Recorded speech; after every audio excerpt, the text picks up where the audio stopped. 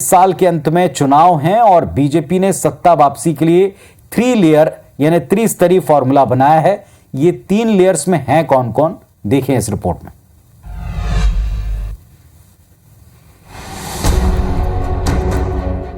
शिवराज सिंह चौहान फिर से सत्ता पर काबिज होना चाहते हैं और इसके लिए वो बेहद गंभीर नजर आ रहे हैं। बीजेपी ने अब त्रिस्तरीय फॉर्मूले पर काम करना शुरू कर दिया है। इसमें दलित वर्ग, लाडली बहना यानी महिला वर्ग और किसान समुदाय पर पूरा फोकस होगा। विधायकों को अपने अपने क्षेत्र में सरकार की योजनाओं का प्रचार प्रसार करने और जन चौपाल लगाने के निर्देश दिए गए हैं। कोई भी योजना हमारे शासन की बनती है तो उसका कोई केवल वोट बैंक को लेकर, उसका लाभ उठाने को लेकर हमारी मंशा हो, ऐसा बिल्कुल नहीं है।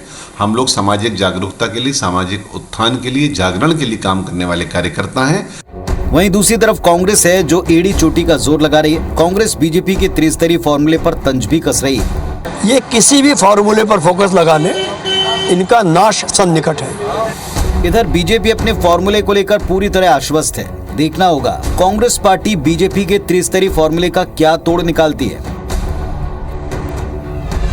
तो नाम भले आप अलग अलग देते हैं, लेकिन है वही कि आप किन वर्गों को साध कर सरकार वापस बनाएंगे। सवाल उठता है आखिर बीजेपी का त्रिस्तरीय फॉर्मूला दमदार कितना है, उनकी प्लानिंग, उसका स्ट्रक्चर कैसा है। डिकोड करते हैं इसे।